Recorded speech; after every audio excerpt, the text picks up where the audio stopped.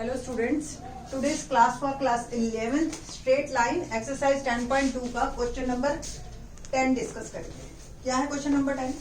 Find the equation of the line passing through -3 and 5।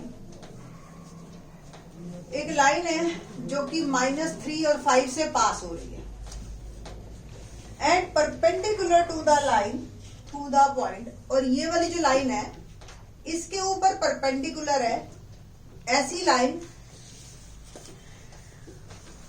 जिसके दो passing point हमें दे रखे हैं। क्या क्या है? 2, 5 एंड -3, 6। देखिए, अगर आप सिचुएशन को समझ के चलते हो ना तो ये क्वेश्चन बिल्कुल आसान है। देखिए, एक ऐसी line, find the equation of the line passing through -3, 5 and which is perpendicular to this line. अब क्लियरली हमारे पास 4 फॉर्म्स है, जिसमें से मैंने आपको बताया कि एक पासिंग पॉइंट दे रखा है तो हमारे या तो स्लोप पॉइंट फॉर्म चलेगी या 2 पॉइंट फॉर्म। अगर मेरे को 2 पासिंग पॉइंट मिल गए तो 2 पॉइंट फॉर्म।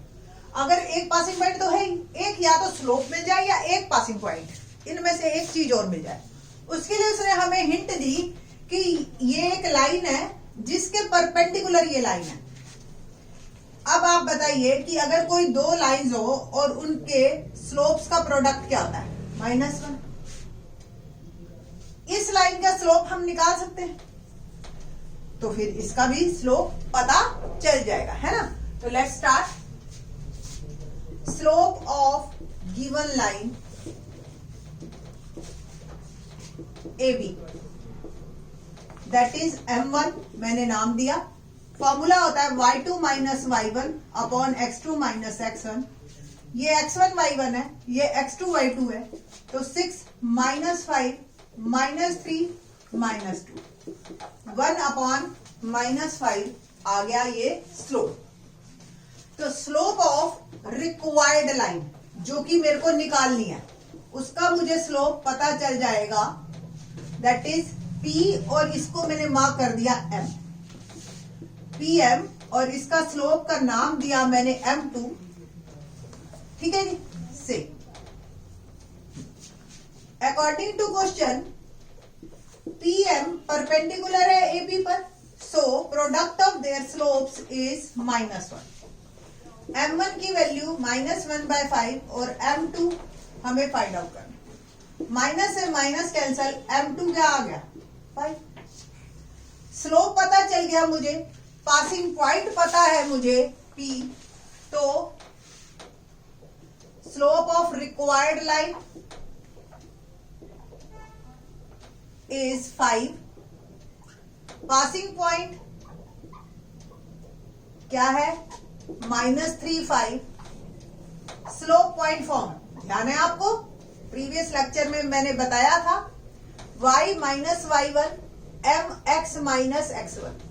ये x1 y1 और ये m पुट कीजिए, y माइनस 5 और x माइनस -3, y माइनस 5 और x प्लस 3। बस सिंपल एंड इजी है ये हमारे क्वेश्चन। क्या इक्वेशन आई हमारे पास?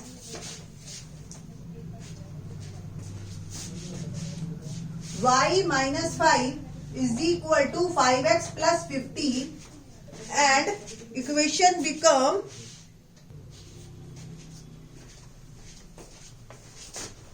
(5x) इधर ले गई मैं, प्लस y, और 5 को उधर ले गई, 15 plus 5, it will become is equal to 20।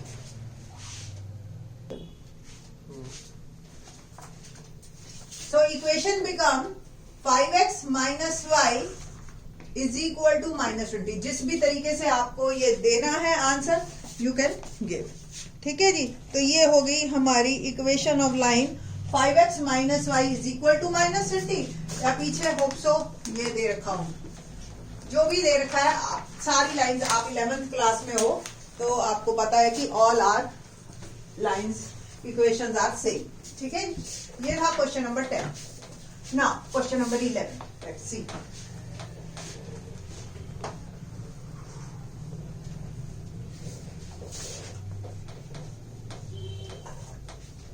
Number 11 देखते हैं।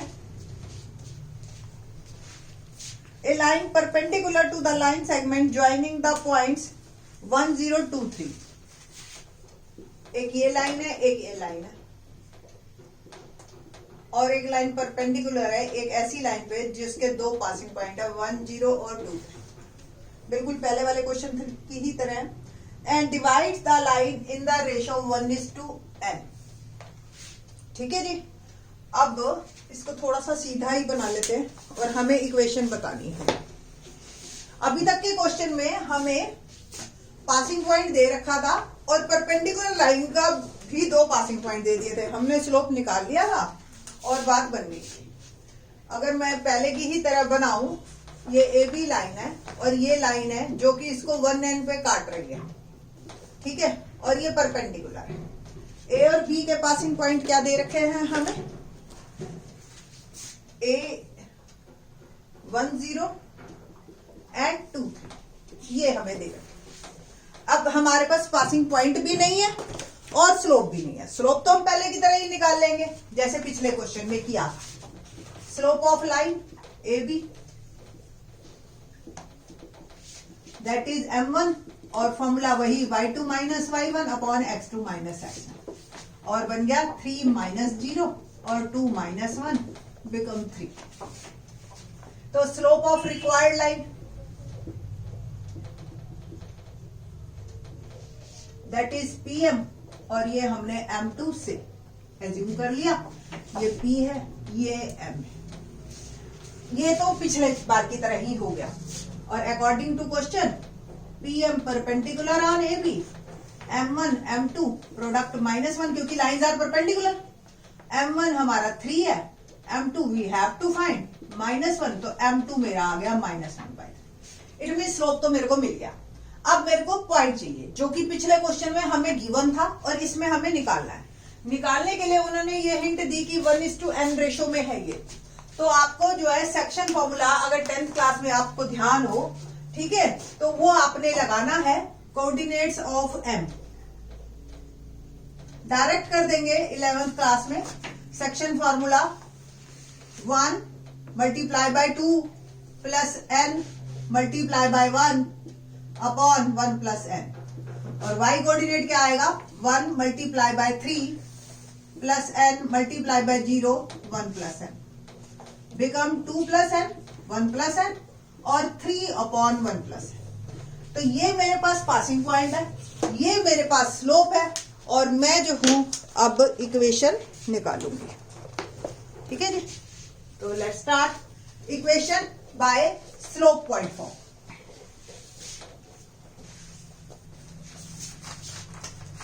Equation of line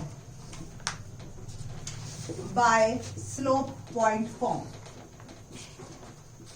formula y minus y1 m x minus x1। x1 y1 ये है और m ये है, तो y minus 2 plus m 1 plus m is equal to m minus 1/3 और x1 sorry ये आपका है 3y1 और ये है x minus 2 plus n 1 plus. ठीक है जी। बस अब हमने इसको सॉल्व करना है और हमारी प्रॉब्लम सॉल्व। अब देखिए आप 1 प्लस n अगर पूरे में एलसीएम ले लेते हैं हम, क्या आ गया? 1 plus n y minus 3 is equal to -1/3 और यहां भी ब्रैकेट में मैंने एलसीएम ले लिया और x 1 plus n minus 2 plus n bracket. 1 plus n denominator में दोनों का कैंसिल। ओवरऑल मेरे पास सिचुएशन आई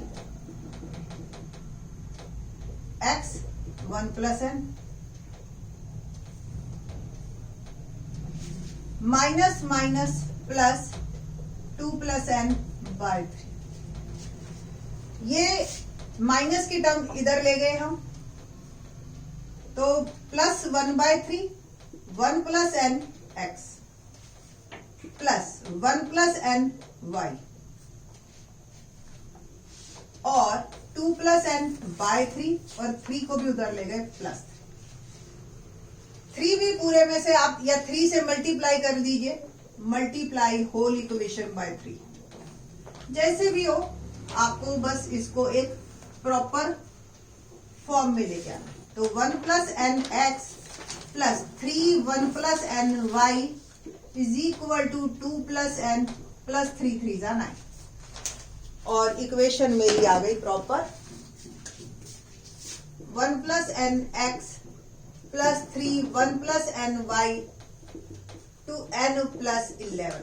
एन की ही टर्म में आएगा हमारा आंसर और इस तरह की ही फॉर्म में आपको दिखाई देगा।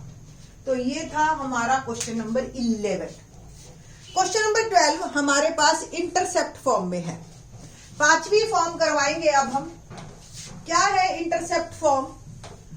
अब तक आपने 4 फॉर्म कर चुकी है। इंटरसेप्ट का मतलब भी आपको बिल्कुल क्लियर हो गया है अब तक। इंटरसेप्ट मतलब कि एक्स एक्सिस या वाई एक्सिस को ये कितने उस पे काट रहा है, डिस्टेंस पे जाके, ये एक्स इंटरसेप्ट, ये वाई इंटरसेप्ट। अब तक स्लोप इंटरसेप्ट फॉर्म में या तो आपको वाई इंटरसेप्ट दे रखा था या एक्स इंटरसेप्ट दे रखा था। इंटरसेप्ट फॉर्म में आपको दोनों दे रखे हो। अगर एक्स इंटरसेप्ट ए हो, ए में भी नेगेटिव, ए में भी पॉजिटिव। अगर इस तरफ ऐसे हो गया तो ए नेगेटिव हो जाएगा, ठीक है। ये ए है, ये बी है। y इंटरसेप्ट बी हो तो equation of a line is x by A plus y by B is equal to 1। ये है क्वेश्चन। जैसे मैंने आपको कहा कि एक लाइन की इक्वेशन निकालो जिसका x इंटरसेप्ट 5 हो और y इंटरसेप्ट 4, ठीक है, एज एग्जाम्पल। तो इक्वेशन बन गई x by 5 plus y by 4 is equal to 1। Simple. LCM LCM लेके इसको नॉर्मल बनाना है। जैसे 5 और 4 एलसीएम आ गया तो 4x plus 5y is equal to 20। इसको आप ऐसे लिख सकते हो, बट ये पूरी ठीक है, इसके पूरे नंबर मिलेंगे आपको। तो ये 5वीं फॉर्म थी इंटरसेप्ट फॉर्म। क्वेश्चन नंबर 12 देखते हैं क्या है। क्वेश्चन नंबर 12 इसी में इंटरसेप्ट फॉर्म पे बेस्ड है हमारा question number 12। Find the equation of line that cuts off equal intercept. Intercept equal है। What does it means? A is equal to b on the coordinates axis and passes through point 2 3। और जो हमारी line है वो 2 3 से पास हो गई। तो equation of a line intercept form क्या बनी? x by A plus y by B is equal to 1। और according to question a is equal to b। तो अगर a is equal to b है तो x बाय ए और y bye ए भी 1। और a से अगर मैं मल्टीप्लाई कर दूं तो x plus Y is equal to a। ये मेरी इक्वेशन आ गई। अब बस हमें ये a फाइंड आउट करना है। a को किसी तरह से अगर हम निकाल लेते हैं और फिर इसी में ही हम वापस पुट कर दें। इसके लिए उन्होंने हिंट दी कि गिवन रिक्वायर्ड इक्वेशन